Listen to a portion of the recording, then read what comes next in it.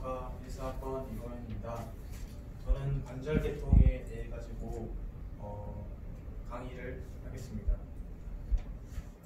우리 몸은 206개의 크고 작은 뼈로 구성되어 있는데 모든 뼈는 접촉하는 관절면이 있으며 뼈와 뼈 사이에는 이음새 역할을 하는 관절이 있습니다.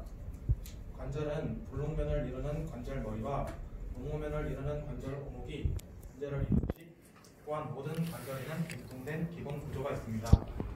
관절머리나 관절 오목에서는 뼈 자체가 모두 관절 공간에 노출되어 있지 않고 표면이 관절 연골이라는 연골로 덮여 있어 관절면이 운동할 때 마찰을 완화시키는 역할을 하는 외에 운동이 매끄럽게 되도록 조절합니다.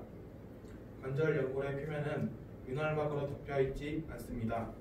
관절머리와 관절 오목은 그 사이에 관절 공간이 있는데 관절 공간에는 윤활막에서 분비되는 윤활이라는 점소성이 있는 액체로 채워져 있어 운동 시 관절면이 잘 미끄러지도록 윤활유와 같은 역할을 합니다.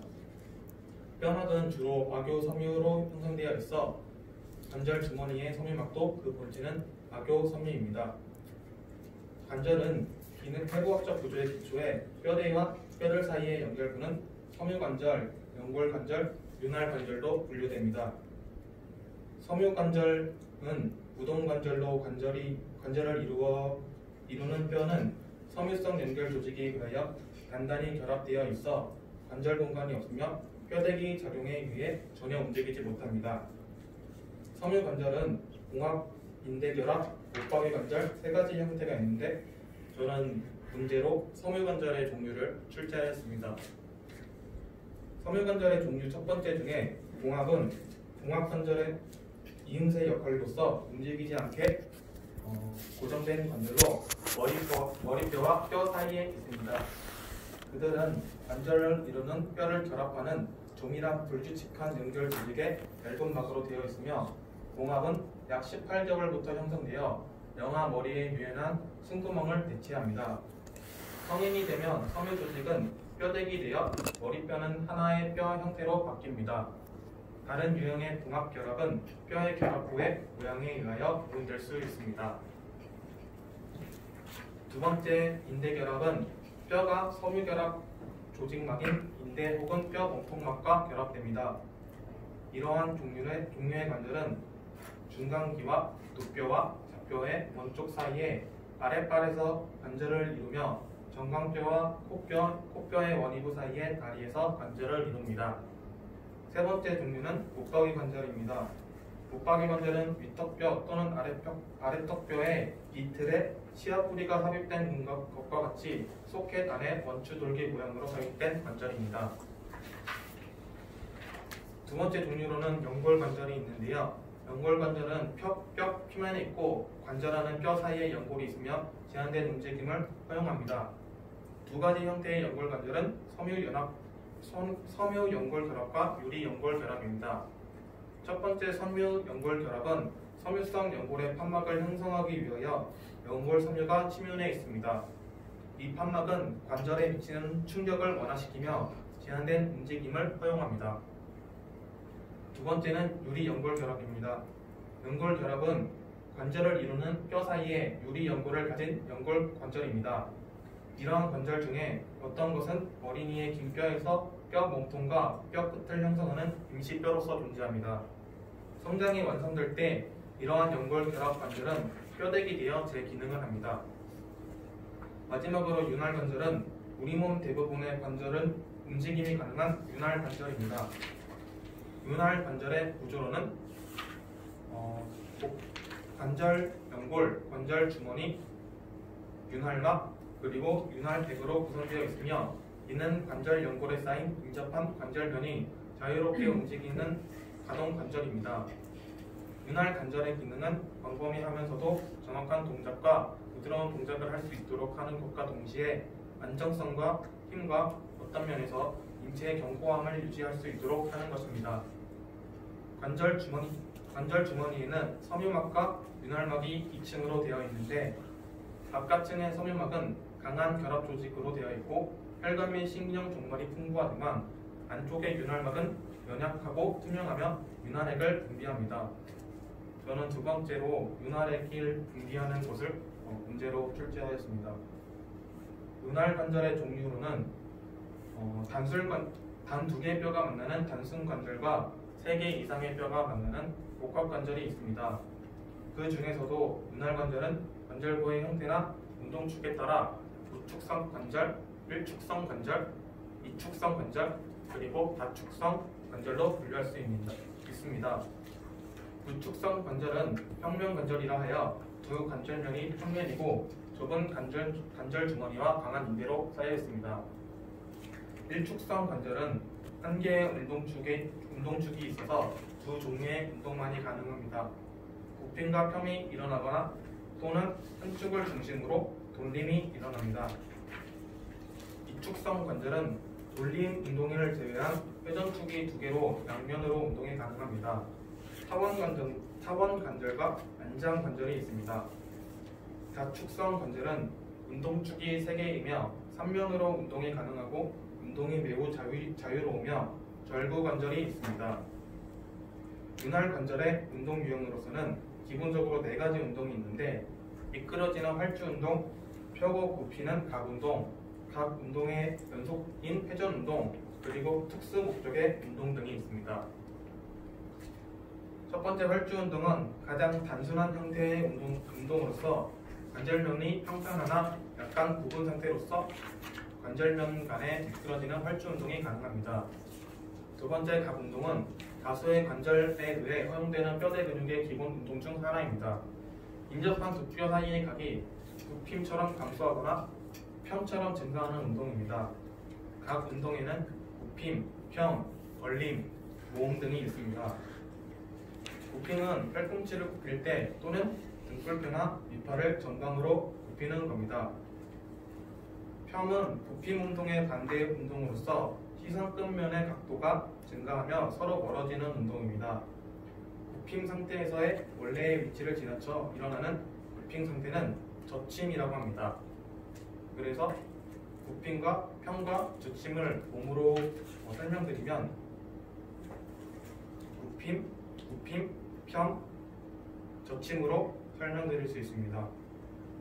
외전은 신체나 특정 기관의 관상 당면을 따라 신체의 중심에서 벌어지는 운동입니다. 벌림은 반대 운동으로서 신체나 기관이 관상 당면을 따라 신체의 중심을 향해 일어나는 운동입니다. 그래서 외전과 내전을 설명드리자면 팔을 벌리는 것이 외전 운동, 팔을 신체 쪽으로 모으는 것이 내전 운동입니다. 두 번째, 돌림 운동은 뼈의 중심축 안으로 뼈를 중심축으로 해서 안 가쪽의 방향을 돌리는 운동으로 축은 고정되어 있습니다.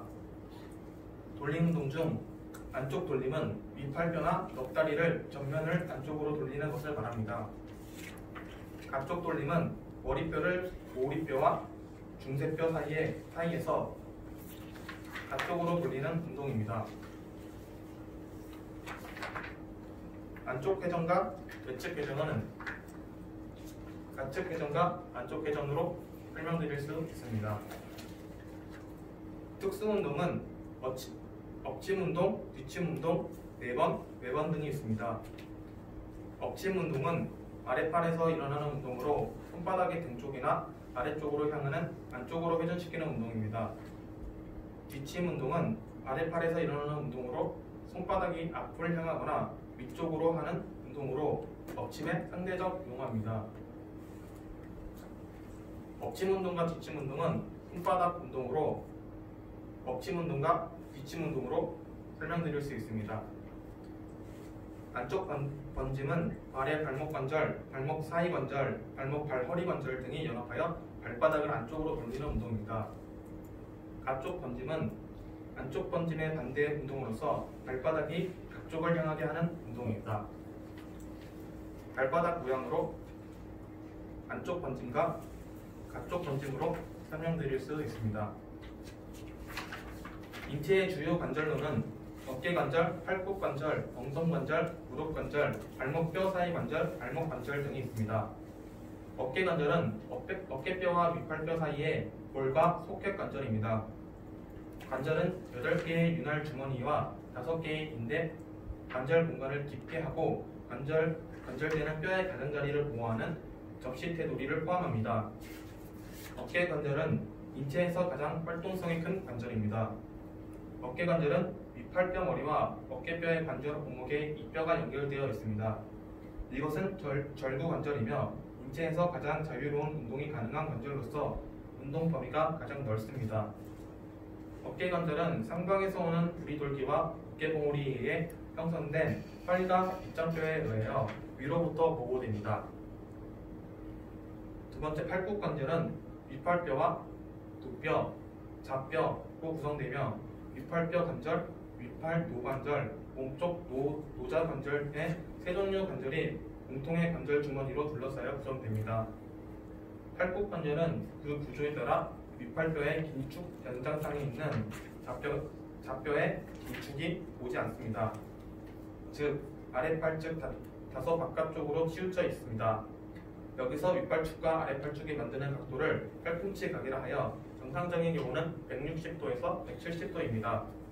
어린이나 여성은 팔굽 관절을 뻗으면 관절 부분에서 아랫팔이 뒤쪽으로 휘는 경우가 많은데 이는 좌뼈의 팔꿈치 머리에 발육이 약하거나 작은 경우에 생깁니다.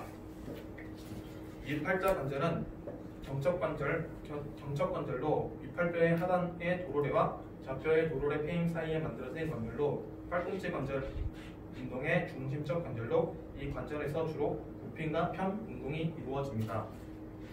윗팔 노 관절은 불침 및 모임, 벌림 운동을 하는데 어느 것이나 윗팔자 관절과 몸쪽 노자 관절의 운동에 종속적으로 일어납니다. 즉 몸쪽 노자 관절의 운동은 아래 노자 관절과 동시에 일어납니다. 이는 세 관절 모두 한 관절 주머니 내에 있기 때문입니다. 몸쪽 노자 관절은 노뼈 위에 태 관절고리면과 좌뼈 위에 노뼈 페임 사이에 만들어진 중쇄관절로 아랫팔의 연직축을 축으로 하는 모음 벌림 운동을 합니다. 엉덩 관절은 골반과 옆다리뼈를 연결하는 관절로 사람의 경우 똑바로 섰을 때 좌우 두 다리의 신체를 지탱하는 관절입니다. 무릎 관절은 다리를 무릎에서 뒤쪽으로 굽히는 기능이 있는 복잡한 경척 관절로 세 개의 마디가 하나로 있는 타원 관절과 무릎뼈와 옆다리뼈를 잇는 평면 관절로 이루어집니다. 관절 주머니는 옆다리뼈 하단의 가장자리에서 시작되어 정강뼈 위쪽에 붙어 있습니다. 그 밖에 안쪽 및 가쪽의 곁인데 관절 공간 안에 있는 무릎 십자인대를 비롯하여 많은 튼튼한 인대에 의하여 뼈의 결합이 강화됨과 동시에 운동 방향과 범위가 제한되어 있습니다. 또 관절 공간 내에서는 섬유연골로 된 관절 반달이라는 판이 있어 관절 공간의 모양을 적당히 보조합니다. 무릎을 펴면 곁 인대가 긴장하여 종아리는 넉다리와 일직선을 이루어 고정됩니다. 그러나 무릎을 구부리면 인대가 늘어나 종아리는 어느 정도 좌우로 동요하는 가능성이 생깁니다. 발목뼈 사이 관절은 7개의 발목뼈가 만드는 관절을 총칭하는 것으로 발 뒷관절, 목말, 발꿈치 대관절, 발꿈치 입방관절, 세기 발배관절, 세기 입방관절, 바로 발목뼈 관절, 족근관절 등이 있습니다. 발목 사이뼈 관절은 약 20여 종목의 인대로 보강됩니다. 발목 관절은 정강이뼈와 종아리뼈의 하단 관절면과 목말뼈 사이에 이루어지는 경척 관절로 발의 발등 굽힘과 발바닥 굽힘이 가능합니다. 발목 관절은 불안정하여 힘이나 어긋남이 자주 일어납니다. 관절 관련 질환에 대해 설명드리겠습니다. 관절 관련 질환에서 문제를 출제하였습니다. 관절 관련 질환은 첫 번째, 힘은 관절에 있는 뼈와 뼈 사이에 연결하는 인대에 박혀서 큰 힘이 가해져 손상된 것을 힘이라고 합니다. 증상은 환부가 붓고 피하출혈이 생겨 움직이면 아픕니다. 통증, 부종, 관절 부위, 피부의 변색 등이 특징인 관절의 힘줄, 근육, 인대의 손상으로 지지 조직의 손상력과 손상된 시간에 따라 증상은 다양합니다. 대부분의 염자는 반달판 열상처럼 염전에 의해 주로 발생합니다. 특히 관절의 기능 장애와 두통을 볼 수 있으며 가벼운 것은 타박상과 같습니다. 둘째, 어긋남은 관절을 이루는 뼈가 안전하고 지속적으로 그 위치를 이탈하는 것으로 인체의 한 부분이 정상적인 위치에서 벗어나는 것을 말합니다. 세 번째, 구축이란 근육 및 힘줄의 수축에 의해 타지의 운동이 제한된 상태를 말하는 것으로 관절에 비정상적으로 발생되고 굽힘과 고정의 특징이 있으며 위축과 근육 섬유의 단축 또는 피부의 정상적인 탄력성에 의해 발생됩니다. 네 번째, 관절 부종은 비가역적인 감축 현상으로 뼈대 근육은 병적 상태에서 활동 전압이 발생하지 않고도 장축을 일으키는 경우가 있는데 이를 관절 부종이라고 합니다. 비정상적인 자세가 지속되어 관절이 고정됨으로써 류마티스 관절염이 발생하는 것과 동일한 연골하골과 관절 연골 파괴가 원인이 되어 발생하며 이는 관절 자체의 병적 변화로 관절의 움직임이 장애를 받는 장애입니다. 다섯 번째, 관절염은 관절 안에 여러 가지 세균이 침투하여 윤활액 조직의 염증이 생긴 것으로 근통 연골과 뼈의 파괴가 반복되면서 관절이 붓고 심한 경우 관절이 변형되기도 하며 염증과 더불어 심한 통증이 동반됩니다. 마지막, 통풍은 핵산에서 유래하는 퓨린이라는 단백물질의 대사장애로 생기는 결절성 관절 질환입니다. 주로 작은 관절 부위, 특히 발가락이나 발허리 관절 바닥 부위에서 발생하는 질환으로 재발성이고 급성 관절염, 짧은 관절에 잘 발생하며 후에 진행하며 만성 견인성 관절염이 됩니다. 90% 이상의 통풍 환자가 30대 이후의 남성들이며 여성의 경우는 대부분 폐경기 이후에 발생합니다. 특히 급성 통풍 발작은 밤중에 갑자기 첫째 발가락 또는 발등, 복사뼈 등이 붉게 부어 격동을 호소하고 발열을 수반하는 증상을 보이는데 이 증상은 3일에서 10일이면 소실되지만 가끔 이 발작을 되풀이하여 그 간격이 점차 짧아지고 결국에는 만성화되어 관절의 기형을 유발합니다. 이상으로 발표 마치겠습니다. 감사합니다.